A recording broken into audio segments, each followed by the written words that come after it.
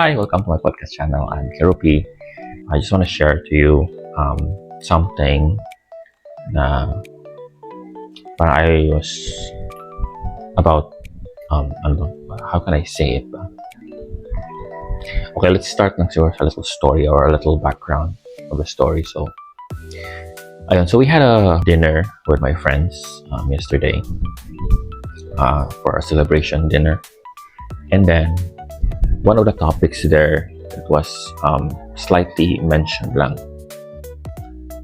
was which the reason why also parang I think this is the reason why I also create this podcast episode para to further explain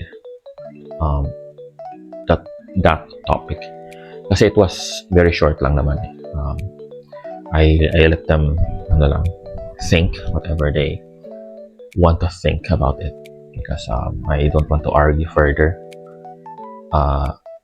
because it will just I don't think that they will really understand in an instant during that time. So parang okay, let it go and let them believe whatever they believe because hindi naman sila apektado talaga doon.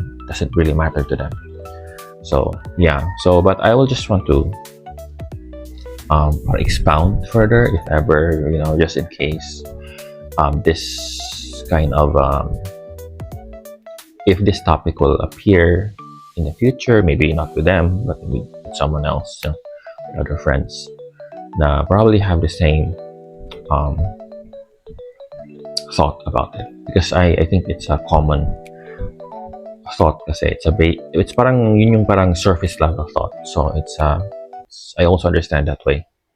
So that's why. Pero I just want to share my thought and experience, parang ganon, about it. So the topic is, nung nag-usap kami, parang they mention na because I brought up pala yesterday because I brought up na straight people can still fall in love with the same sex person, of course, with the same sex, right? And 90% of them disagree na it's not like that because according to them, if you're straight, so you're straight, so you will never ever think about crossing the other side because why would you do that, right?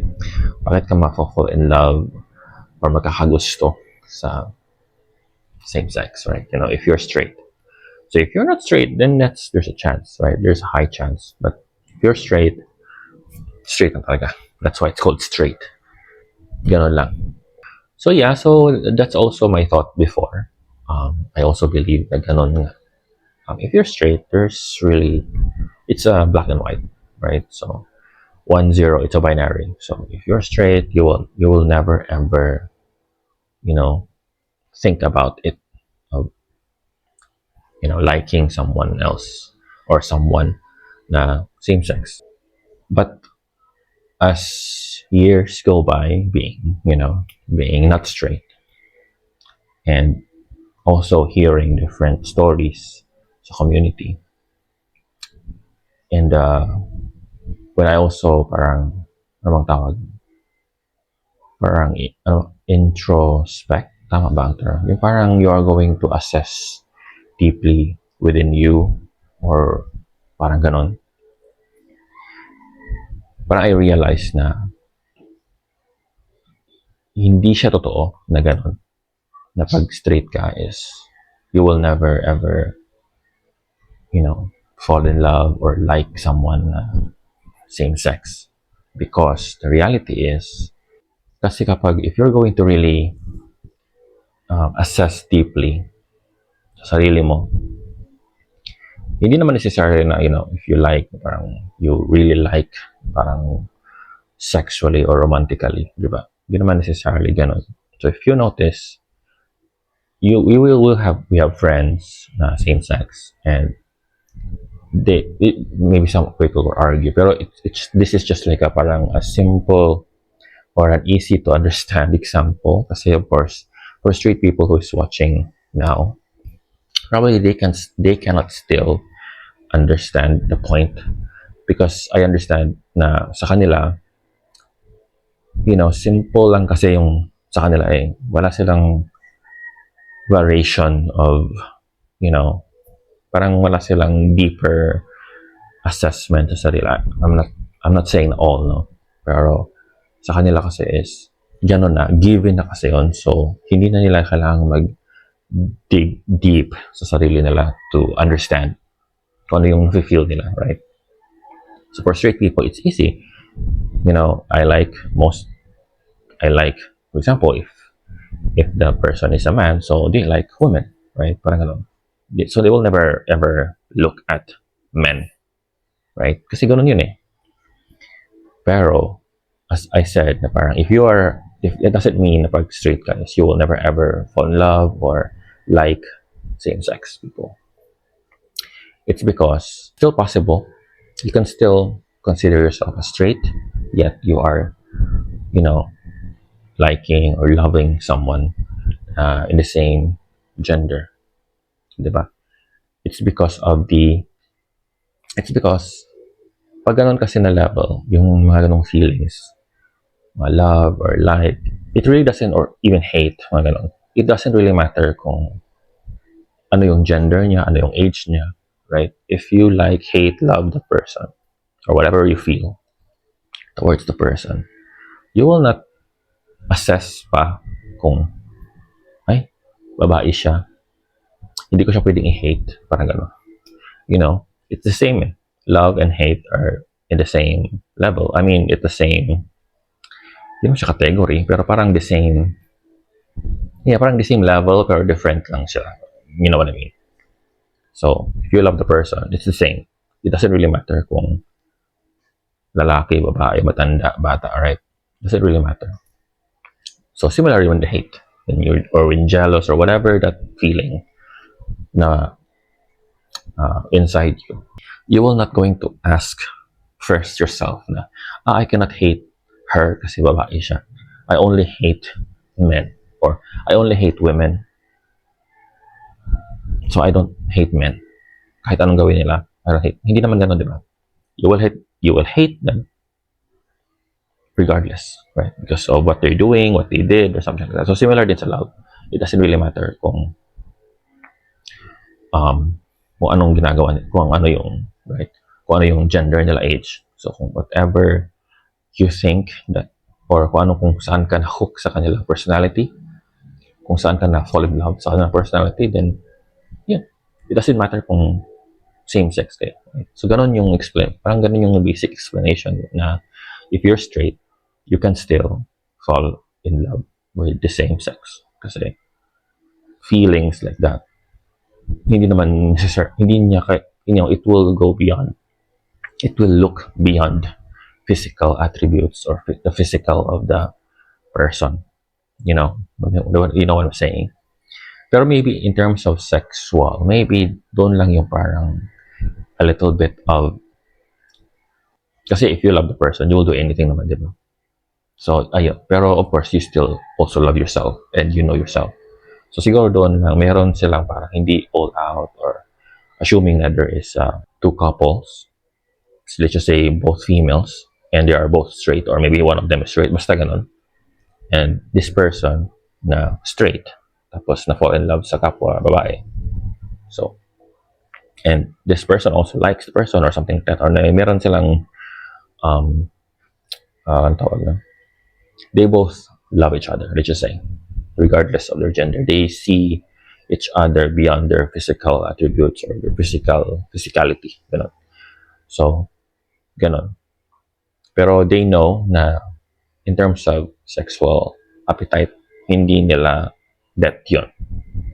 So, probably they will still do the sexual thing, pero hindi siya as adventurous or ganon. Kasi they don't have that kind of hindi nila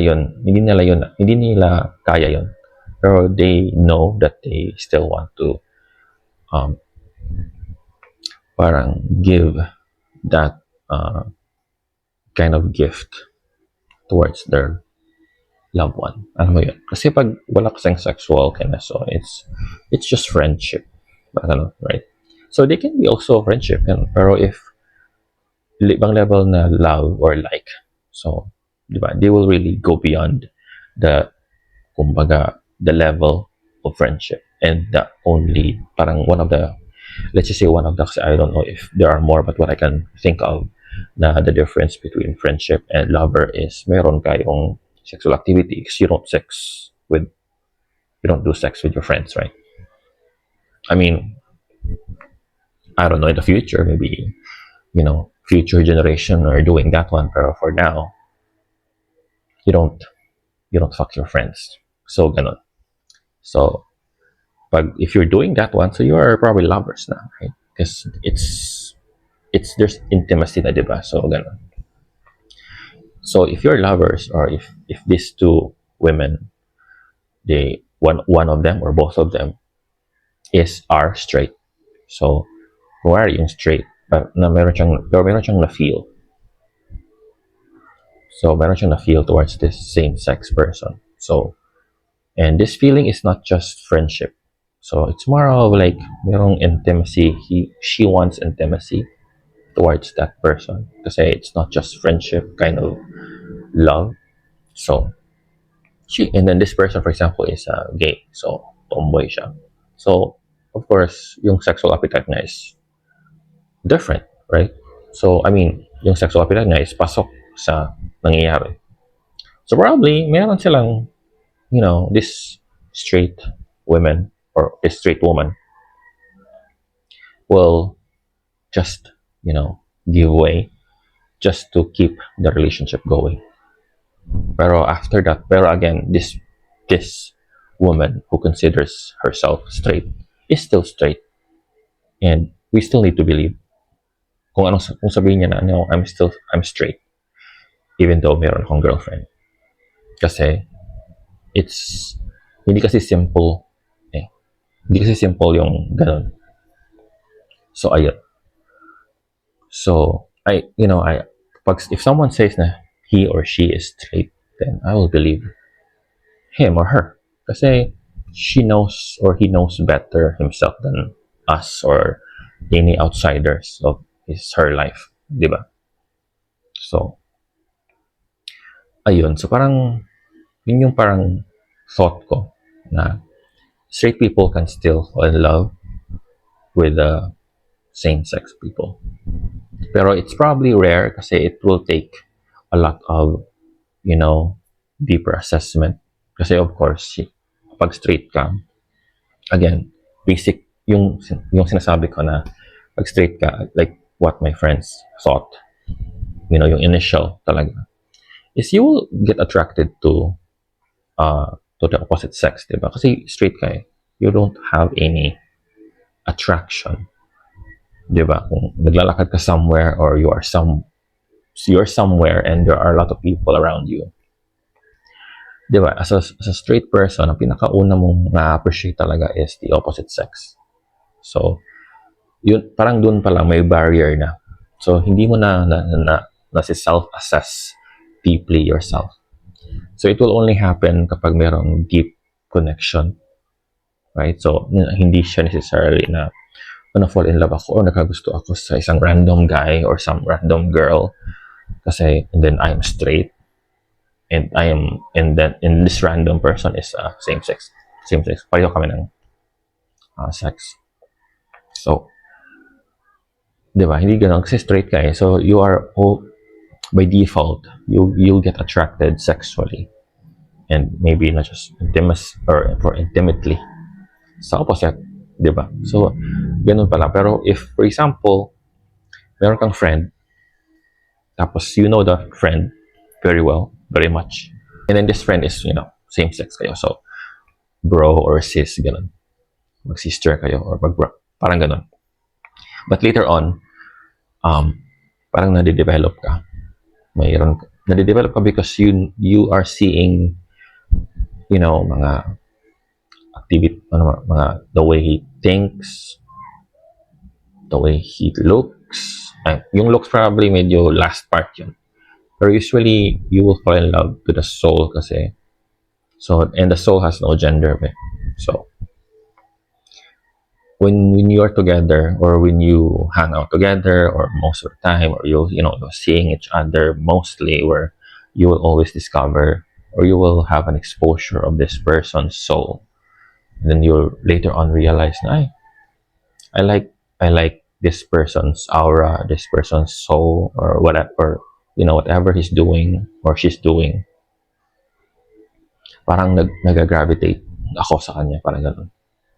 So that's where meron ng parang, for example, if you're straight, so nagkakaroon ka na ng self-assessment internally. Bakit ako na-attract sa kanya na same sex naman, di ba? Magkapareho lang kami, like, why?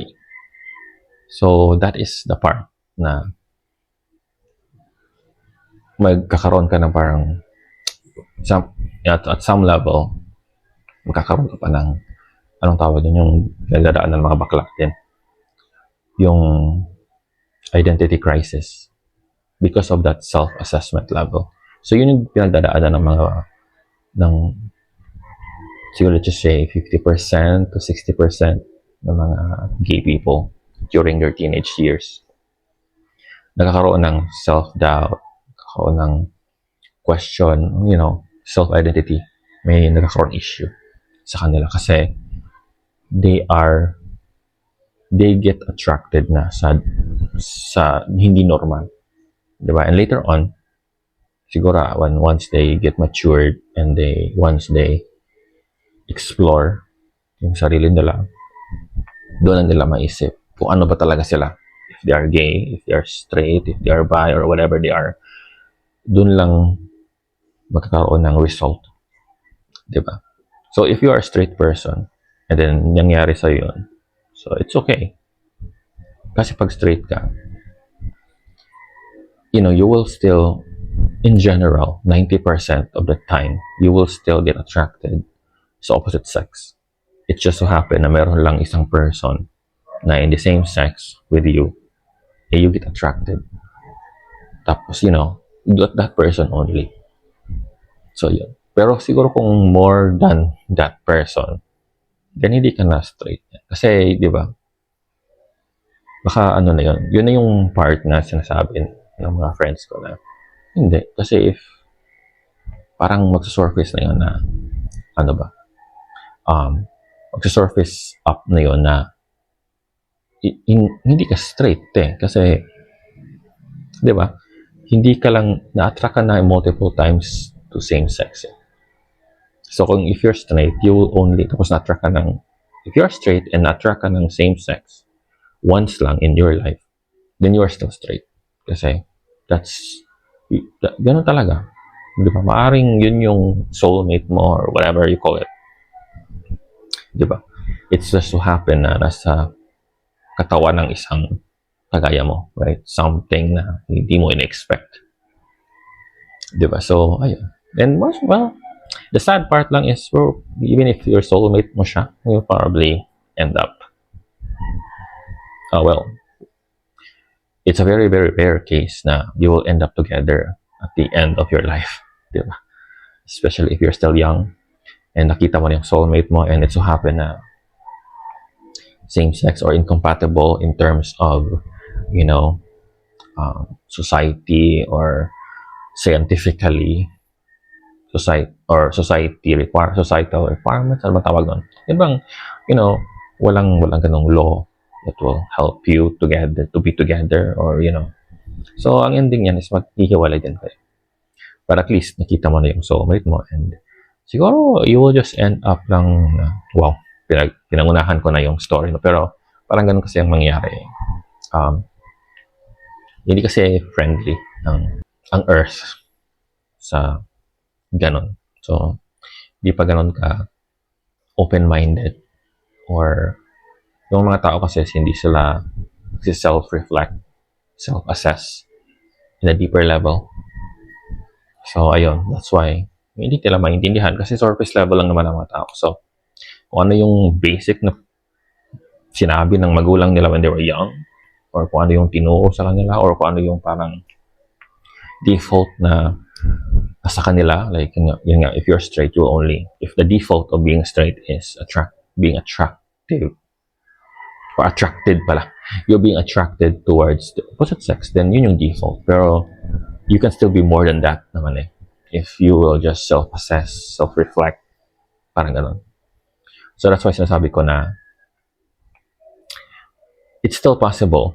I believe na it's possible na a straight person will fall in love, will like, and will have an intimate thought or activity with the same sex person.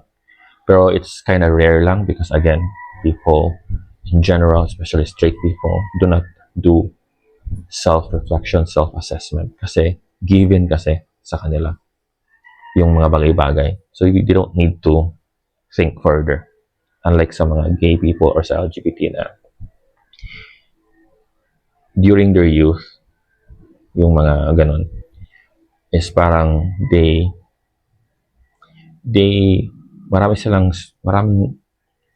went through kasi different self-assessment, mga self-identity crisis, ganun, diba? So, they need to reflect kasi personally. So, that's why they can say na, okay, ba din pala ako ganun?